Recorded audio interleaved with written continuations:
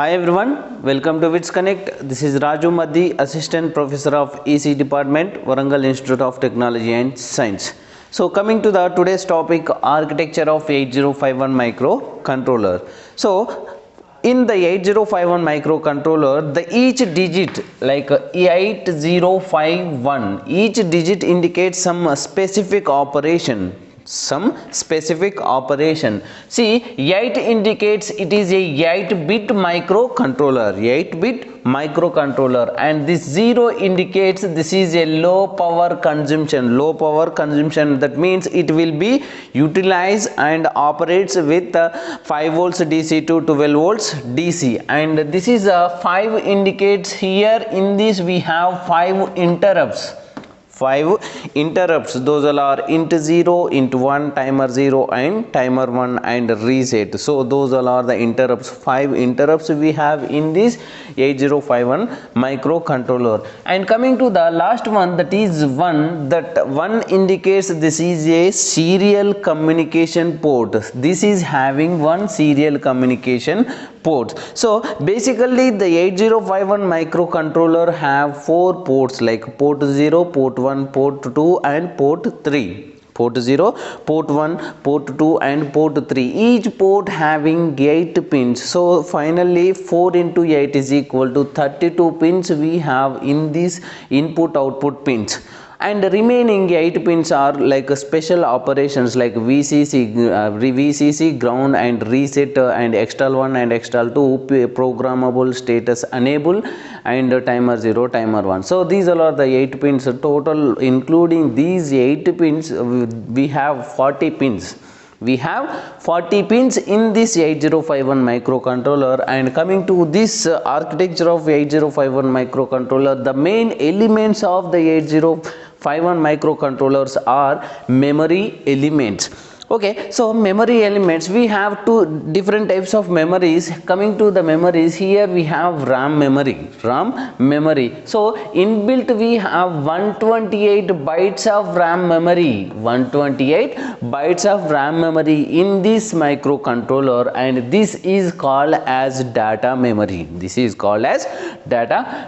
So coming to this ROM memory, that is read-only memory. Inbuilt, this is having 4 kilobytes of ROM memory. 4 kilobytes of ROM memory we have, and this is also called as program memory. So whenever we are writing the program, the total program will be stored in this ROM memory. Okay, so whenever we are giving the inputs or outputs, those all are stored in the random access memory. So this is the memory, and here we have 4 ports, each port having the latch connection. So those are port 0, port 1, port 2 and port 3. Each port having 8 pins. Those all starts from port 0.0, port 0.1 to port 0.7. That means 8 input output pins we have, and to operate input outputs, here we have port 0 drivers and port 1 drivers and port 2 drivers and port 3 drivers. Okay, so by using these drivers, here the latch circuits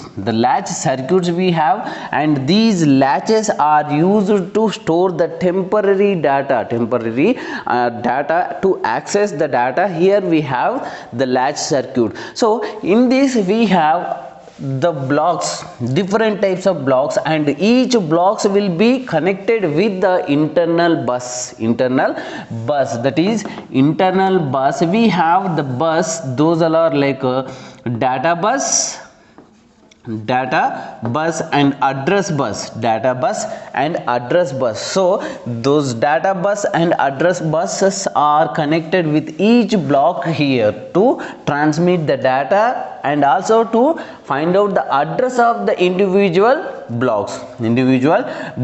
So coming to the RAM address register, this is a RAM memory, and to store the random access memory address, here we have RAM address register. Okay, so and we have some special function registers. We have special function registers like accumulator, B register and C register. So these all are the accumulator, like accumulator ACC. The basic use of the accumulator is used to store the output. Whenever we are performing the program execution, always we are using the accumulator to store the output data. Okay, so coming to the B register, this is a special function 8-bit register, and this is used to perform the special operation like multiplication and division. So this is a 8-bit microcontroller. So these are the two blocks are used to registers. Okay, and here we have temporary registers like temp1 and temp2. These all are also some special function registers. So all these registers are connected with accumulator ALU. That is nothing but arithmetic and logical unit. We have, and those all are will be performed. Arithmetic and logical operations are performed by using this ALU unit. So, and that ALU unit is interconnected with a program status word, that is PSW. So that is internal architecture, and these are the blocks we have here. And coming to this plus VCC and VSS. To operate the microcontroller, we have to provide the power supply here, and this VCC, this is plus 5 volts VCC and minus 5 volts DC, that will be connected here. Okay, so here the 40th pin is connected to VCC and the 20th pin is connected to the VSS here. Okay, so coming to the RAM memory is completed, and port 2 latch, and port 2 drivers are interconnected with the port 2 latch, and these all are the blocks with interfaced with the memory like random access memory and read only memory. So see here, program address registers, we have to access the address of the particular register, we have to access here. So the program address register having the particular address of temporary registers here. Okay, so and here we have the stack pointer. The stack pointer is used to, we have different types of flags. The stack pointer is used to store the different flags here, and those are the flags we have in this stack register, stack pointer. And so ALU, PSW, and see every digital circuits operate with the digital inputs, clock input. So to get the output, to get the clock signal, here we have the oscillator. The oscillator is used to generate the clock signal, and here we are using the crystal oscillator.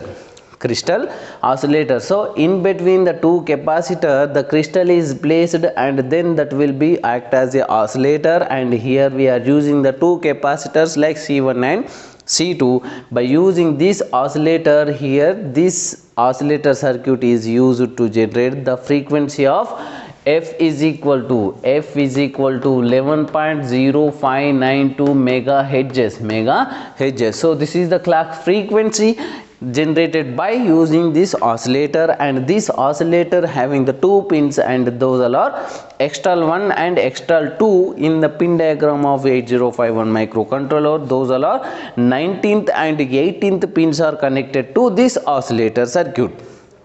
19th and 18th pins are connected to this oscillator circuit, and we have some special function pins. Those are PSEN. PSEN stands for programmable status enable.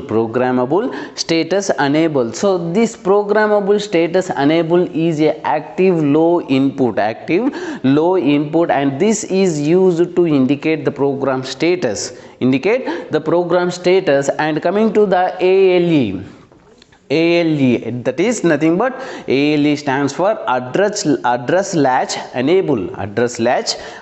So this is external access. The external access pin is used to the external access pin is used to access the external memory. See, inbuilt we have the 128 bytes of RAM memory and 4 kilobytes of ROM memory in the 8051 microcontroller.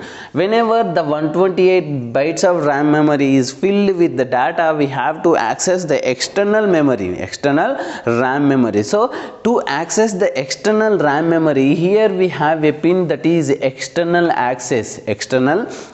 Whenever we are enabling external access is equal to 0, then the microcontroller will be access the external memory, and in this memory we have two types. Those are RAM memory and ROM memory. So to access, here the microcontroller access the 64 kilobytes of RAM memory and 64 kilobytes of ROM memory by using the data pointer DPTR and program counter. So these two all are special function registers. The data pointer DPTR is nothing but the data pointer. The data pointer is a 16-bit register, and this 16-bit register is divided into two 8-bit registers, like data pointer low register and data pointer high register. Because of the 8051 microcontroller is a 8-bit microcontroller, and this can be performs the only 8-bit operations. So that's why this 16-bit register is divided into two 8-bit registers. And also we have the program counter. By using the program counter, we can access the external ROM memory up to 64 kilobytes. So by using this clock signal, the clock will be generated, and here we have the timing and control units. See, every task, whenever we are performing particular program, that should be executed within the time period. So that's why here the timing and control unit will be used to assign the particular time to execute in the particular task. Okay, so here we have the another one, that is instruction registers. So instruction is nothing but a group of alphabets is called as instruction. So we have different types of instructions, like so we have different types of instructions. Those all are we have in these instruction registers. Okay, so and another one, that is reset.